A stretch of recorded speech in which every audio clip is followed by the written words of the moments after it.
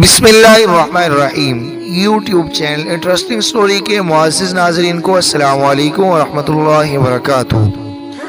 معزز ناظرین، اگر آپ ہمارے چینل پر نئے ہیں تو ہمارے چینل انٹرسٹنگ سٹوری کو سبسکرائب کر لیں اور ویڈیو کو لائک کر لیں اور اس ویڈیو کو اپنے دوستوں سے لازمی شیئر کیجیے اور فیڈ بیک کے طور پر کمنٹس باکس میں اپنی رائے کا اظہار ضرور کیجیے۔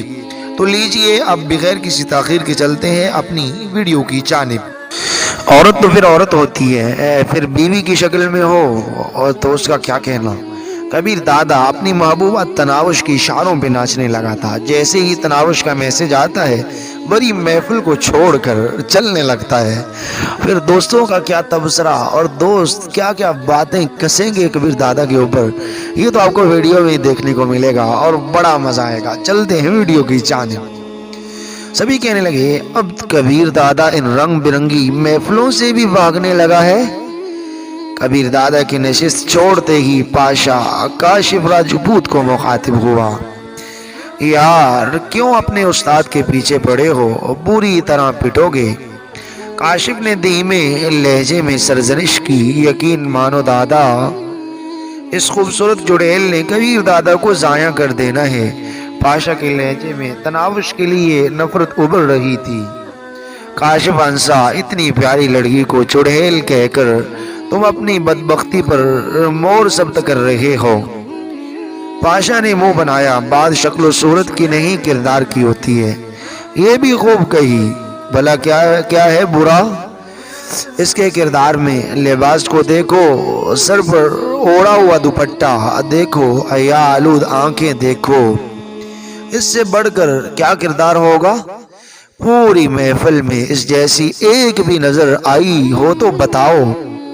دادا آپ بھی کمال کرتے ہیں۔ اگر طیف کے گھر میں تہجد گزار پیدا ہو جائے تو اس کا کاروبار تو ٹھپ ہو جانا ہے نا۔ گویا تم کبیر دادا کو طیف کہہ رہے ہو۔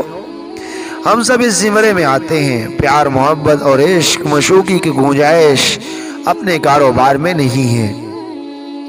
کاشف نے اسے سمجھانے کی کوشش کی، وہ شادی کرنے والا اکیلا نہیں ہے، اب تو ہم دو تین ہی کنوارے رہ گئے ہیں۔ بات شادی کی نہیں، کبیر دادا کے رویے کی ہے۔ ابھی جہاں بیٹھے ہوئے وہ اس مصیبت کے ساتھ میسج پر بات کر رہا تھا، ایک میسج پڑھنے میں بھی کامیاب رہا ہوں۔ وہ اسے گھر چلنے کا کہہ رہی تھی، کچھ انعام وغیرہ کے وعدے بھی کر رہی تھی۔ ایسے چونچلے صرف محبوب ہی سے کیے جاتے ہیں۔ میں تو تصور بھی نہیں کر سکتا تھا کہ وہ چھوکری کبیر دادا کو یوں انگلیوں پر نچانے لگے گی۔ کچھ نہیں ہوتا یار، کاشف راجپوت اسے تسلی دیتا ہوا بولا، چند دن کی بات ہے، غریب کو ایک خوبصورت اور پرکشش لڑکی سے تو لطف اندوز ہونے دو، ختم ہو جائے گی یہ محبت وغیرہ۔ کبیر دادا زیادہ دن کسی چھوکری سے نہیں پھیلنے والا۔ پاشا تیقن سے بولا، غلط فہمی ہے آپ کی، یہ پہلی خوبصورت اور کنواری لڑکی نہیں ہے جو کبیر دادا کی زندگی میں آئی ہو، پہلے بھی کہیں آ چکی ہیں، مگر میں نے کبھی بھی کبیر دادا کو یوں پاگل ہوتے ہوئے نہیں دیکھا۔ دادا سچ کہوں تو مجھے دال میں ذرا بھی سفیدی نظر نہیں آ رہی، تم بس یوں ہی پریشان ہو رہے ہو۔ کبیر دادا کسی لڑکی کے لیے اپنا مقام اور عزت گنوانے پر تیار نہیں ہو سکتا۔ عورت ذات کی اہمیت اس کے لیے ٹیشو پیپر سے بڑھ کر نہیں ہے، اور ٹیشو پیپر استعمال ہونے کے بعد اپنی اہمیت کھو دیتا ہے۔ کاشف اس کی بات کو اتنی زیادہ اہمیت دینے کے لیے تیار نہیں تھا۔ کاش ایسا ہی ہو، پاشا حسرت بھرے لہجے میں بولا کہ وہ کبیر دادا سے بہت زیادہ محبت کرتا تھا، وہ اس کا آئیڈیل تھا، اور اپنے آئیڈیل کو وہ کسی صورت برباد ہوتا نہیں دیکھ سکتا تھا۔ یار یہ تو میرے اندازے سے کہیں زیادہ پرکشش اور جاذب نظر ہے۔ نوشاد افریدی اخلاق حسین کو مخاطب تھا۔ اخلاق حسین نے کہا، وہ خبیث ایسے تو پاگل نہیں ہو رہا، اب تو اس کے قتل کی ایک اور وجہ بھی مل گئی ہے۔ نوشاد افریدی زہریلے لہجے میں بولا، کیا تمہیں لگتا ہے کہ ہم اسے آسانی سے ختم کر پائیں گے؟ ہمارے ساتھ صرف ایس پی ضمیر حسین ہی ہے، اس کی موت کے حق میں شہاب قصوری اب بھی اس کے بغل میں گھسا بیٹھا ہے۔ پاشا کے بارے میں کچھ کہنا ہی فضول ہے اور کاشف راجپوت اس کا قریبی دوست ہے۔ 5 سربراہ اور بھی موجود ہیں، ہم انہیں اپنے ساتھ ملا سکتے ہیں، کم سے کم کبیر دادا کی سربراہی کے حق میں تو وہ بھی نہیں ہے۔ اب ہم بس انہیں اس بات پر قائل کریں گے کہ وہ کبیر دادا کے خاتمے پر راضی ہو جائیں۔ نوشاد افریدی نے اپنا منصوبہ سامنے رکھا۔ یوں بھی یہ بات کچھ جچتی نہیں ہے، ایک جانب اگر ہم 8 بھی ہو جائیں، ہمارے مخالف 4 تو موجود ہوں گے، اور اس طرح ہم انہیں ختم کرنے میں کامیاب ہو بھی جائیں تب بھی وہ ہمیں ناقابل تلافی نقصان پہنچا چکے ہوں گے۔ اخلاق حسین اس کے منصوبے کے ساتھ متفق نہیں تھا۔ یار ہم نے صرف اس خبیث کا خاتمہ کرنا ہے، اس کے بعد جھگڑا ختم کر دیں گے۔ نوشاد افریدی کے دماغ پر کبیر دادا کی موت سوار تھی۔ اخلاق حسین اندیشہ ظاہر کرتے ہوئے کہنے لگا، اگر وہ پہلے حملے میں بچ گیا تو اس کے ہاتھ ہمارے خلاف کارروائی کرنے کا جواز آ جائے گا۔ اب تو وہ شمشیر دادا کی وجہ سے جھجک رہا ہے، اور اتنا تو تم بھی جانتے ہو کہ وہ گینڈے کی طرح طاقتور اور لومبڑ کی طرح پرتیلا ہے۔ اس کے ساتھ کاشف راجپوت اور پاشا بھی بہت خطرناک ہیں۔ ہمارے گینگ میں ایسا کوئی نہیں جو ان میں سے کسی کے مقابل آ سکے۔ ایک فصیح الدین لڑائی بڑائی جانتا ہے، مگر اتنا اچھا لڑکا وہ بھی نہیں کہ کبیر دادا کے سامنے ٹھہر سکے۔ نوشاد افریدی پھیکی مسکراہٹ سے بولا، اس کا مطلب وہی شمشیر دادا کو بلانے والا فیصلہ ہی درست ہے، اس کے علاوہ چارہ بھی کوئی نہیں ہے۔ اخلاق حسین نے اس بات میں سر ہلایا۔ اسی وقت انہیں کبیر دادا اپنی جانب آتا دکھائی دیا۔ نوشاد افریدی نے کونی سے ٹھوکا دیتے ہوئے اسے کبیر دادا کی طرف متوجہ کیا۔ اخلاق حسین نے سنبھلتے ہوئے چہرے پر منافقانہ مسکراہٹ سجا لی تھی۔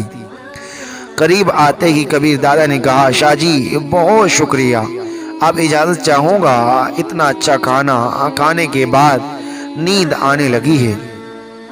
نیند آ رہی ہے یا ہماری بابی کی یاد ستا رہی ہے؟ اس کے کان سے منہ لگاتے ہوئے اخلاق حسین نے مزاحیہ انداز اپنایا۔ دونوں سمجھ لو، کبیر دادا اسی کے انداز میں بولا تھا۔ اخلاق حسین نے زبردستی کا کہکا ہونٹوں پر سجاتے ہوئے رسمی لہجے میں کہا، تشریف آوری کا شکریہ، آپ کی وجہ سے ہماری روکھی پھیکی تقریب میں جان پڑ گئی ہے۔ کبیر دادا اسے مصافحہ کر کے واپس مڑ گیا۔ نوشاد کے ساتھ مخاطب ہونے کی کوشش اس نے نہیں کی تھی۔ اخلاق حسین کبیر دادا کے پیچھے جاتی ہوئی تناوش کو ہوسناک نظروں سے گورتے ہوئے بولا، ایسی لڑکی کسی کو کہاں محفل موسیقی سے لطف اندوز ہونے دے سکتی ہے؟ نوشاد ہونٹوں پر زبان پھیرتا ہوا بولا، کیا معلوم چند دنوں تک اس خبیث کا دل بھر جائے اور اسے واپس بھیج دے۔ اخلاق حسین نے ارادہ ظاہر کیا، چند دن کیا، میں چند ماہ بھی صبر کر سکتا ہوں، مگر ایسا لگتا نہیں ہے کہ یہ دیو اس پری کو چھوڑنے پر آمادہ ہو جائے گا۔ تو پھر شمشیر دادا والی تجویز پر عمل کرتے ہیں۔ اس خبیث کی 2-3 غلطیاں تو ہم نے ڈھونڈ رکھی ہیں، جس کے ہمارے پاس گواہ بھی موجود ہیں۔ اس سے 1-2 غلطیاں اور کروا کر شمشیر دادا کی منت کر لیتے ہیں۔ امید ہے چند دنوں کے لیے وہ جہاں آنے کی زحمت گوارا کر لیں گے۔ اخلاق بولا، یاد رہے یہ خبیث اس کا چہیتا شاگرد رہ چکا ہے، اس کی رکھیل کو دیکھتے ہی شمشیر دادا استادی شاگردی بھول جائے گا، اور جہاں تک میرا اندازہ ہے کبیر دادا اس لڑکی کو شمشیر دادا کی جولی میں ڈالنے پر بھی آمادہ نہیں ہوگا۔ اخلاق حسین افسوس بھرے انداز میں سر ہلاتے ہوئے بولا، بات تو پھر وہی پہنچی، کیا کہتے ہیں، آسمان سے گرا کھجور میں اٹکا۔ اگر یہ بلبل شمشیر دادا کے ہتھے چڑھ گئی تو ہمیں کیا ملے گا؟ اس نے کون سا ہمیشہ پاس رکھنا ہے، 1-2 دن میں چھوڑ دے گا، پھر ہماری باری۔ نوشاد نے اسے تسلی دیتے ہوئے کہا، اور یہ بھی تو سوچو نا، ہمارا مقصد تو اس لڑکی اور کبیر دادا سے بدلہ لینا ہے نا۔ اگر شمشیر دادا نے اس کی جان بخشی کر بھی دی تب بھی کبیر دادا دوبارہ سر اٹھانے کے قابل نہیں رہے گا۔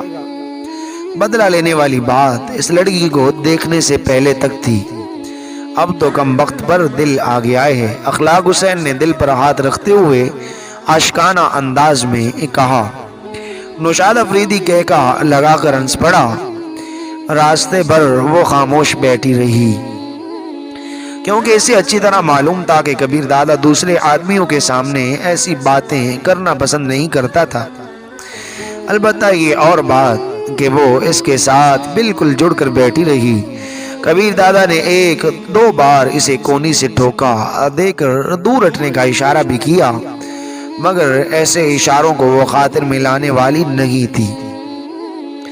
گاڑی کی مخصوص جگہ پر رکتے ہی عظیم نے نیچے اتر کر کبیر دادا کے لیے دروازہ کھولا۔ اس دوران وہ خود نیچے اتر کر اندر کی جانب بڑھ گئی۔ کبیر دادا اس سے ایک قدم آگے تھا۔ خوابگاہ میں گھستے ہی وہ صوفے پر پھیل کر بیٹھ گیا تھا۔ کچھ کھانے پینے کی ضرورت محسوس ہو رہی ہے تو بتائیں، اس کے قریب بیٹھتے ہوئے تناوش نے چاہت بھرے لہجے میں پوچھا۔ ویسے تمہیں میرے مزاج اور موڈ کی سمجھ کیوں نہیں آتی؟ وہ یقیناً گاڑی میں اس کے ساتھ جڑے بیٹھنے پر خفگی کا اظہار کر رہا تھا۔ کیوں نہیں آتی؟ آپ کے دل میں پیدا ہونے والی ذرا سی بات بھی سمجھ لیتی ہوں میں۔ تناوش کے ہونٹوں پر تبسم رقصاں ہوا تھا۔ البتہ اس پر عمل کرنے نہ کرنے کے بارے میں خود طے کرتی ہوں۔ گاڑی میں تھوڑا ہٹ کر بیٹھ جانے سے کیا قیامت آ جاتی؟ وہ ترکی بترکی بولی۔ گاڑی میں آپ کے ساتھ جڑ کر بیٹھنے سے کون سی قیامت آ گئی؟ ایک دفعہ منع جو کیا ہے کہ میرے آدمیوں کے سامنے ایسی حرکتیں نہ کیا کرو، وہ باغی لہجے میں بولی۔ واہ جی واہ، 24 گھنٹے میں چند لمحے ساتھ بیٹھنے کا موقع ملتا ہے، وہ بھی فاصلہ رکھ کر بیٹھوں کیوں جی؟ دماغ تو ٹھیک ہے، پوری رات تمہارے ساتھ ہی تو ہوتا ہوں۔ اس کے لہجے میں حیرانی بڑا غصہ شامل تھا۔ نہیں جی، پوری رات آپ سوتے ہیں۔ اس نے منہ بسوڑا۔ جانتی ہوں تمہاری ان حرکتوں کا مجھے ایک ہی حل نظر آ رہا ہے کہ تمہیں جلد از جلد چلتا کروں۔ کبیر دادا کی ہر بات کا خاطر خواہ جواب دینے والی اس کے چھوڑ دینے کی بات پر لاجواب ہو جاتی تھی۔ وہ خاموشی سے اٹھ کر ڈریسنگ روم کی طرف بڑھ گئی۔ کبیر دادا اپنا کوٹ اتار کر ٹائی کی گرہ ڈھیلی کرنے لگا۔ بوٹ اس نے جان بوجھ کر نہیں کھولے تھے۔ وہ جانتا تھا کہ اس کے ایسا کرنے پر تناوش نے خفگی کا اظہار کرنا تھا۔ جانے کون سی ایسی طاقت تھی جو اسے تناوش کو خفا کرنے کی اجازت نہیں دے پا رہی تھی۔ چند منٹوں بعد وہ ڈریسنگ روم سے برآمد ہوئی۔ اسے دیکھ کر کبیر دادا حیران رہ گیا تھا۔ اس نے کبیر دادا کے دن کو لائے ہوئے کپڑے پہن لیے تھے، جینز کی تنگ پتلون اور اس پر گلابی رنگ کی پھولدار قمیض میں وہ خوب جچ رہی تھی۔ کیسی لگ رہی ہوں؟ کبیر دادا کے سامنے قالین پر بیٹھتے ہوئے اس نے اپنی تھوڑی کبیر دادا کے گھٹنوں پر سجا لی۔ اس کی طرف ہونوں کو کی طرح دیکھتے ہوئے کبیر دادا نے بمشکل اس کے چہرے سے نگاہیں ہٹائیں۔ پہلے تو یہ لباس اچھا نہیں لگ رہا تھا، اب کیوں پہنا ہے؟ نہ چاہتے ہوئے بھی اس کے لہجے میں شکوہ جھلک رہا تھا۔ یہ میں نے کب کہا کہ آپ کا لایا ہوا لباس اچھا نہیں ہے؟ میں نے صرف یہ کہا تھا کہ میں ایسا لباس نہیں پہنتی، تو اب کیوں پہنا؟ وہ معصومیت بھرے لہجے میں بولی۔ آپ کے لیے مجھ پر احسان کرنا آتا تو آج کی تقریب میں پہنا ہوتا، اس نے طنز کیا۔ کہا نا آپ کے لیے پہنا ہے، لوگوں کے لیے نہیں۔ اور اگر میں کہوں آئندہ تقریبات میں اسی قسم کا لباس پہنو گی پھر؟ وہ وارفتگی سے بولی۔ میں صرف آپ کے لیے سجنا سنورنا چاہتی ہوں، آپ کے لیے ہنسنا مسکرانا چاہتی ہوں، آپ پر اپنی خدمتیں نشاور کرنا چاہتی ہوں۔ اور اگر آپ کی خوشی اس میں ہے کہ ایسے بے حجابانہ کپڑے پہن کر سب کے سامنے گھومتی پھروں، تو دل نہ چاہتے ہوئے بھی میں ایسا کروں گی۔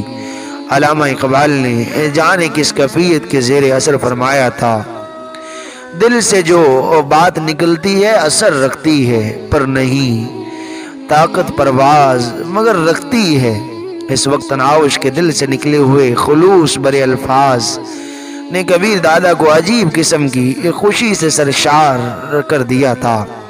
وہ دل کی بدلتی حالت کی توجیہ سے قاصر تھا۔ اس کم عمر لڑکی میں نہ جانے ایسی کون سی بات تھی کہ ہر گزرتی گھڑی وہ اسے اپنے لیے نہ گریز ہوتی دکھائی دے رہی تھی۔ کبیر دادا کا ناگواری زہر کرنا، بیزاری کا اظہار، غصے کا برتاؤ، کسی بھی ایسی ترکیب کو وہ خاطر میں نہیں لا رہی تھی جس سے کبیر دادا خود کو سنبھال سکتا۔ اس کی سمجھ میں نہیں آ رہا تھا کہ وہ اس سے کیسے جان چھڑائے۔ 3 دن پہلے ہی وہ اس کی زندگی میں زبردستی شامل ہوئی اور اب اس کے ساتھ گزرے دن صدیوں پر محیط نظر آنے لگے تھے۔ وہ کبیر دادا سے 15-16 سال چھوٹی تھی، لیکن کسی بڑی اماں کی طرح اسے انگلیوں پر نچا رہی تھی۔ وہ پختہ ارادہ کرتا کہ اب اس کی کوئی بات نہیں مانے گا، مگر وہ منوا لیتی۔ وہ سوچتا کہ اسے طلاق دے کر گھر بھیج دے گا اور اخلاق حسین پارٹی سے بچانے کے لیے اسے کسی اور جگہ پر روپوش کرا دے گا، مگر اسے گھر بھیجنے کی جرت اپنے اندر مفقود پاتا۔ خود پر جبر کر کے اسے جھڑکتا، مگر ہر آن اس کی شرارتوں اور شوخیوں کا متمنی رہتا۔ اس کی خدمت گزاری کبیر دادا کو اپنی اہمیت کا احساس دلاتی۔ اس کا حکم ماننے والے، اس کا کام کرنے والے درجنوں موجود تھے، مگر جس طرح خوشی سے وہ اس کی خدمتیں بجا لاتی، ایسا تو اس نے خواب میں بھی نہیں سوچا تھا۔ اس کی خوبصورتی اور جسمانی کشش کی وجہ سے وہ اس کی بات ماننے پر راضی ہوا تھا، یہ سوچتے ہوئے کہ 2 دن کی عیاشی کے بعد کچھ دے دلا کر اسے رخصت کر دے گا، مگر شاید وہ جانے کے لیے نہیں، ساتھ لے جانے کے لیے آئی تھی۔ گھر سے باہر جاتے ہی وہ واپس آنے کی گھڑیاں گننا شروع کر دیتا۔ پاشا اس کا چہیتا اور مخلص شاگرد تھا۔ آج تک اس نے پاشا کی کوئی بات نہیں ٹالی تھی، مگر تناوش کے معاملے میں وہ اس کے مشورے پر بھی عمل نہیں کر پایا تھا۔ کپڑے تبدیل کر لوں، اس کے اظہار محبت پر کوشش کے باوجود وہ کوئی تنزیہ، فکرہ یا بیزاری کا اظہار نہیں کر سکا تھا۔ ٹھیک ہے، وہ خوش دلی سے اس کے جوتے کھولنے لگی۔ جوتوں کو ریک میں رکھ کر اس نے ہوائی چپل اٹھا کر اس کے پاؤں کے قریب رکھ دی، اور پھر کبیر دادا اسے پہلے ڈریسنگ روم میں گھس کر اس کے لیے شب پاشی کا لباس نکالنے لگی۔ لباس تبدیل کر کے وہ بستر کے قریب آیا، وہ بھی اس کے اتارے ہوئے کپڑے سمیٹ کر اس کے پاس آ گئی تھی۔ میری بوتل تو لے آؤ، سے بیٹھتے دیکھ کر کبیر دادا نے یاد دہانی کرائی۔ کون سی بوتل؟ اس نے شرارت بری حیرانی سے پوچھا۔ اب تپڑ نہ کھا لینا، 2-3 بوتلوں سے ایک بوتل پر آ گیا ہوں، اور تمہیں معلوم نہیں کون سی بوتل؟ اسے سچ مچ غصہ آ چکا تھا۔ وہ حتمی لہجے میں بولی، میں نے ناپے ہیں، ایک بوتل میں 6 گلاس گندا مشروب ہوتا ہے، اور آج تقریب میں آپ نے 7 گلاس پیے تھے، اس لحاظ سے کل جو بوتل ملے گی اس میں سے 1 گلاس مشروب کم ہوگا۔